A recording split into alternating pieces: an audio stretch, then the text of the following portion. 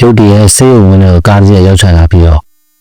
ဒီယူနာတင်တဲ့ကားရဲ့နောက်အခန်းပေါက်ကိုအဲ့ကားပိတ်ရသွားတာပိတ်ရဘူးကိုအပန်ကောင်းမှပါလာတဲ့လင်းမြနှစ်ယောက်က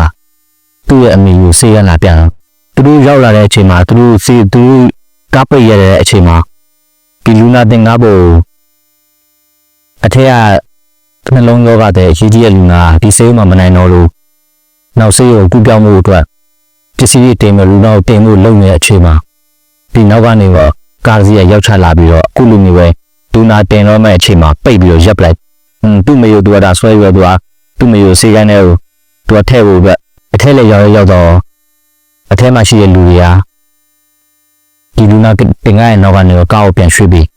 ဘာလို့လဲဆိုရေးဝလူနာတယောက်ရှိတယ်အဲ့ရေးဝလူနာကိုနောက်တဲ့ဆေးရုံကူပြောင်းဖို့အတွက်ကိုပတ်ဖို့ပေးရမှာလို့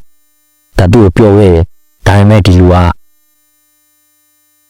ဆေးရုံကနေသူ့အမေပေါ်ဆက်ဆံတဲ့ဝန်ဆောင်မှုဟာအရန်ကိုမနှိကွေးလုံးနေဆိုရောသူကဒါသူ့အကောက်ကိုခဏရေးဝလူနာတင်ကားရဲ့နောက်ကနေပြီးတော့ဖဲမပေးဘဲနဲ့သူက5မိနစ်10မိနစ်လောက်ကိုအချိန်ဆွဲပြီးတော့နေခဲ့တာအဲ့ဒီအချိန်မှာပဲအထက်မှာရှိတဲ့နှလုံးရောဂါတဲ့သူ့ရဲ့တမိဖြစ်တဲ့သူကလည်းဒီကားသမားကိုကားဖဲပေးဖို့အတွက်ဒူးထောက်ပြီးတော့တောင်းပန်ခဲ့တယ်။ဒါကိုဒီလူကဖဲမပေးခဲ့ဘူးလို့မှဒါနဲ့ဆက်မလို့နေနေခဏနှလုံးရောဂါတဲ့ဒီဆေးမှမနိုင်လို့နောက်ဆေးပြောင်းသွားမယ်လူနာအဲ့ဒီ9မိနစ်ဆက်စောင့်နေခဲ့တဲ့9မိနစ်ဆက်မဲ့ပြင်ပါပဲအသက်ဆုံးသွားခဲ့တယ်ဒီသတင်းလေးကကြောင့်မလို့ထိုင်းနိုင်ငံမှာဒီနေ့ဘူဝမှုတွေမြင့်တက်ပြီးတော့လူကြီးကန်းနေရပြီးလူခိုင်းနေဖြစ်ပါတယ်ဒီလူကလည်း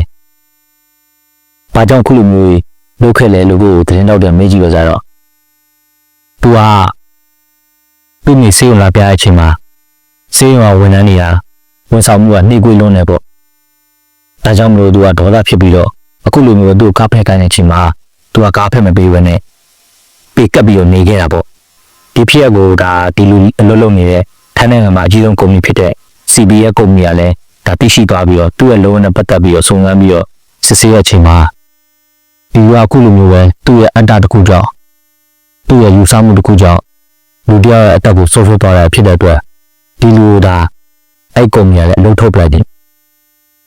အလုပ်ထုတ်ပြီးတော့ဒီအသက်ဆုံးရှုံးသွားတဲ့နှလုံးရောဂါတွေအတွက်လည်းကုမ္ပဏီကနေပြီးတော့ကြိုးကြီးတွေပေးအပ်သွားမယ်လို့ပြောတယ်သူ့ရဲ့မိမဖြစ်တဲ့သူရဲ့သူ့ရဲ့အလုပ်ကနေပြီးတော့နှစ်ကုန်လုံးရှင်ဖြုတ်ဖို့အတွက်ကိုဒါကုမ္ပဏီကသူ့ရဲ့ကုမ္ပဏီကဆုံးဖြတ်ထားပြီးပါပြီလို့လည်းမသိရတယ်ပေါ့ဒီကျွလုံးနဲ့လူရဲ့ပြောကြချက်ကတော့ဒီကိစ္စတွေဒါတစ်ဖက်လူမျိုးကိုယ်ရဲ့ပုံမှာပြန့်နှံ့ပေမဲ့သူ့ရဲ့တကယ်အကြောင်းရင်းမှန်ကိုသိရှိကြမှာမဟုတ်ဘူးလေသူဘာလို့ဒီလိုလုပ်ခဲ့လဲဆိုတော့စေဝဝန်ထမ်းတွေကသူ့အမေပေါ်ဝန်ဆောင်ပေးတာအရန်နေနှိကွန်းလုံးနေသူ့မှာလည်းဒီမီတယောက်တည်းပဲရှိရအတွက်သူ့ရဲ့စိတ်ဓာတ်အရန်နေလုံးနေခဲ့ပြီးရဝန်ဆောင်မှုနှိကွေးတယ်လို့သူခံစားရတဲ့အတွက်ခုလိုမျိုးပဲသူ့လာပြီးကားဖက်ခိုင်းတဲ့အချိန်မှာသူကနေပြီးတော့ဒါပီလီပီကတ်နဲ့ကားဖက်မပေးခဲ့ပဲနေခဲ့တဲ့အတွက်ဒီလူကိုပြန်ပြီးတော့တရားဥပဒေအရေးယူဖို့အတွက်ထိုင်းဆိုရဘက်ကလည်းပြုလုပ်နေပြီလို့ပြောရမှာပါ